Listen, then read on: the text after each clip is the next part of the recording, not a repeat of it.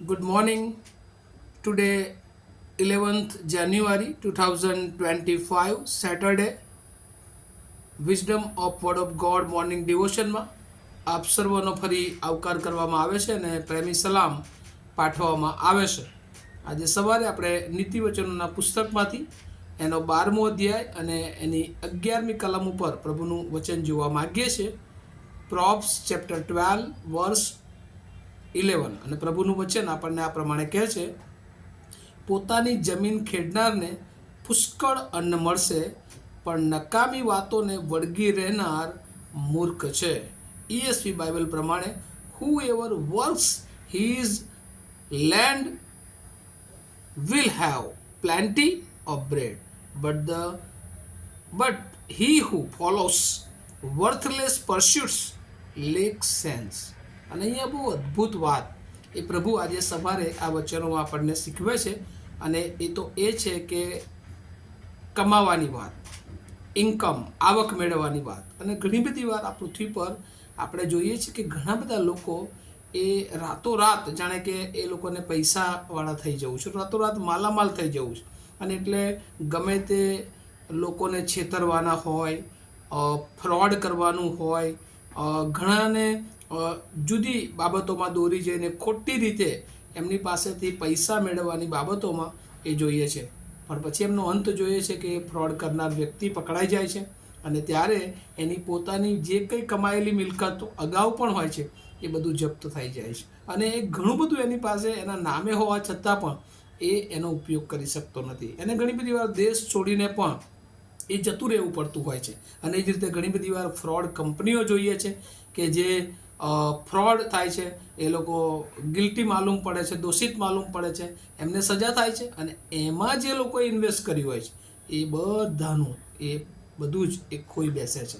અને ત્યારે વાલાઓ, આ નીતિ વચન એ વ્યવહારિક જીવનમાં પણ જે કમાવાની, જે નાણાં મેળવવાની, જે આવક મેળવવાની બાબતો છે એમાં પણ બહુ અદ્ભુત વચન આપણને ઉત્પત્તિથી પ્રભુએ શીખવ્યું છે કે જ્યારે આદમ અને હવા એ દેવની ઈચ્છા અને યોજનામાં દેવની પ્રતિમા સ્વરૂપ એમને બનાવવા આવ્યા હતા, અને ત્યારે રોજ સાંજે ઈશ્વર એમની મુલાકાત લેતા. એમને કોઈ બાબતની જરૂરિયાત નહોતી, એ એદનવાડીમાં બધું જ એમને મળી જતું હતું. પણ જ્યારે એમને દેવનું ઉલ્લંઘન કરીને આજ્ઞાનું, અને ત્યારે એમણે પાપ કર્યું, અને ત્યાર પછી ઈશ્વરે એમને જે વચન ફરી આપ્યું કે તમે હવે મહેનત કરીને ખાશો અને સફળ થશો, સુખી થશો, સમૃદ્ધ થશો. અને આ દેવનો આશીર્વાદ છે, દેવનું વચન છે. પણ આજે લોકોને મહેનત કરવી નથી, પણ કેવી રીતે એ ઝડપથી પૈસા આવી જાય, ગમે તે રીતે આવી જાય, અને આપણે એ ધનવાન થઈ જઈએ. પણ પ્રભુનું વચન આજે કહે છે, પોતાની જમીન ખેડનારને પુષ્કળ અન્ન મળશે. અને અહીંયા લખવામાં આવ્યું છે, one ensure income through diligent work. અને આજે પ્રભુ આપણને શીખવવા માગે છે કે આપણે હાર્ડ વર્ક કરવાની જરૂર છે, અને જો આપણે મહેનત કરીને મેળવીએ છીએ તો મહેનતનો રોટલો એ આપણને શાંતિ આપે છે, એવું એક ગુજરાતી કહેવત કહે છે. અને એટલા માટે આપણે આપણા જીવનને હાર્ડ વર્ક કરીએ, મહેનત કરીએ, અને મહેનત દ્વારા આપણે એ આ પૃથ્વી પર પ્રભુ પણ ચાહે છે કે આપણે સમૃદ્ધ થઈએ, આપણી પાસે ઘણું બધું હોય. એ ઈશ્વરની ઈચ્છા છે, કારણ કે આ પૃથ્વીનો બનાવનાર ઈશ્વર છે, અને આ પૃથ્વી આપણા જીવનોથી, પૃથ્વીની કોઈ પણ બાબત એ ઈશ્વરે અલિપ્ત રાખી નથી. પણ કહે છે કે પોતાની જમીન ખેડનારને પુષ્કળ અન્ન મળશે.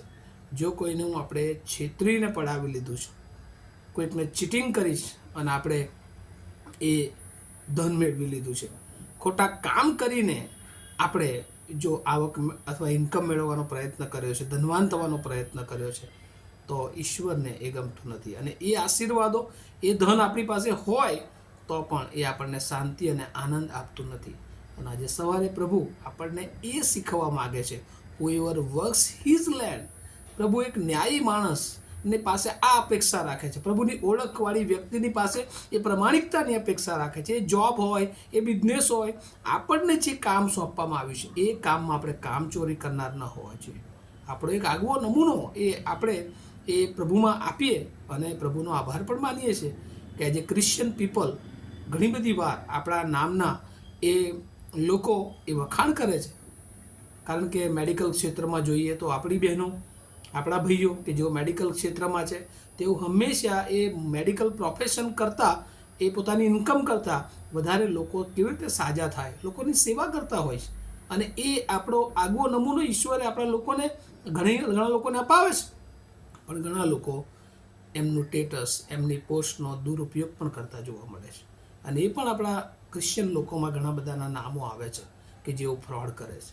વાલાઓ, આપણે પ્રભુની ઓળખમાં છીએ, પ્રભુના ન્યાયી બાળકો છીએ, જ્ઞાન ઈશ્વરે આપણને આપ્યું છે. અને એ વચન પ્રભુ આજે સવારે તમને મને કહે છે કે આપણે ખોટી રીતે કોઈ પણ બાબત મેળવીએ નહીં. જ્યાં આપણને નોકરી છે ત્યાં બહુ પ્રમાણિકતાથી આપણને જે કામ સોંપ્યું છે એને આપણે પ્રાધાન્ય આપીએ. સેવા આપણને સોંપી છે, ગમે તે મંડળીમાં હોય, ગમે તે સંસ્થામાં હોય, પણ આપણે પ્રભુને વિશ્વાસુ રહીએ અને પ્રભુ જે ચાહે છે એ પ્રમાણે આપણે કામ કરીએ. આપણે કોઈ બિઝનેસમાં છીએ તો ત્યાં પણ જે આપણા હાથ નીચે પ્રભુએ કર્મચારીઓ આપ્યા છે, જે લોકો આપ્યા છે, એની સાથે આપણે પ્રમાણિકતાથી વર્તીએ. એને જે મળવા પાત્ર છે એને આપીએ અને આપણે બીજાને સાથેના વ્યવહારમાં પણ એ પ્રમાણિક થઈએ. અને આ કરવું સહેલું નથી વાલાઓ, અઘરું છે. કારણ કે ઘણા બધા લોકો એ બિઝનેસમેનો હોય છે અને મારી સાથે પણ વાત થાય છે. ઘણા લોકોને એવું કહે છે કે બિઝનેસમાં કે નોકરીમાં તો થોડુંક જૂઠું બોલી લેવું પડે, નહીં તો આગળ ના વધાય. ના વાલાઓ, એ કામ આપણું નથી. આપણને ઈશ્વરે એ પ્રમાણિકતાના બાળકો, એ ન્યાયીના બાળકો, એ ન્યાયી બાળકો મૂક્યા છે, વિશ્વાસુ બાળકો મૂક્યા છે. ત્યારે આપણે દરેક ક્ષેત્રમાં આપણો આગવો નમૂનો આપીએ. અને પ્રભુ આ પૃથ્વી પરની બધી જ બાબતો, બાઇબલ કહે છે કે તમે અનુભવ કરો અને જુઓ કે યહોવા ઉત્તમ છે. મારા અને તમારા માટે ઈશ્વરે કશી જ ઉણપ રાખી નથી. પણ પ્રભુ ચાહે છે કે આપણે દરેક બાબતમાં એક આગવો નમૂનો આપીએ. અને ત્યાં પહેલી વાત, પોતાની જાતને જમીનને ખેડનારને પુષ્કળ અન્ન મળશે, પણ નકામી વાતોને વળગી રહેનાર એ મૂર્ખ છે. અને જો તે આપણે આ વચનો જાણ્યા છતાં પણ જો આપણે મૂર્ખ જેવા કામ કરીએ છીએ, એ ખાલી વાતો જ કરીએ છીએ, મહેનત કરતા નથી, અને રાતોરાત ગમે તે ભોગે આપણે આગળ વધવાનો પ્રયત્ન કરીએ છીએ, તો એક દિવસ આપણે પસ્તાવાનો વખત આવે છે. અને ભલાઓ, પ્રભુ આપણને એ બધી બાબતોથી રોકવા માગે છે.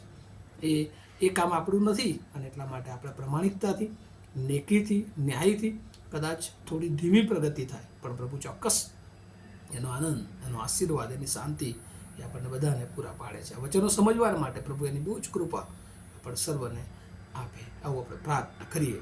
અમારા જીવંત અને દયાળુ ઈશ્વર, પ્રમાણિકતાનું જીવન, ન્યાયીપણાનું જીવન, તમારી ઓળખ સાથેનું જીવન, એ પ્રભુ અમને હંમેશા સત્યતા તરફ દોરી જાય છે.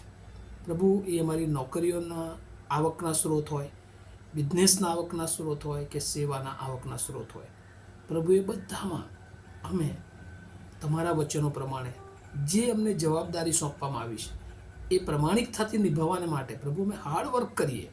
પ્રભુ અમને જે સોંપ્યું છે એને વિશ્વાસુપણે પ્રભુ અમે તમારી ઈચ્છાની યોજના પરિપૂર્ણ કરવાનો પ્રયત્ન કરીએ.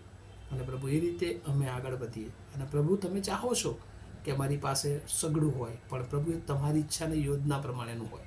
અને એ વચનો, એ વિચારો સમજવાને માટે પ્રભુ, અત્યારે જે ડિવોશનમાં લોકો જોડાયા છે, સાંભળવાના છે, એ બધાને માટે તમારી કૃપા માગતા એવા પ્રમાણિક બનવાને માટે, પ્રમાણિક આવક મેળવવાને માટે તમે અમને સર્વને તૈયાર કરો, એવી પ્રાર્થના ઈસુ પ્રભુના નામમાં સાંભળો, તેનો સ્વીકાર કરો.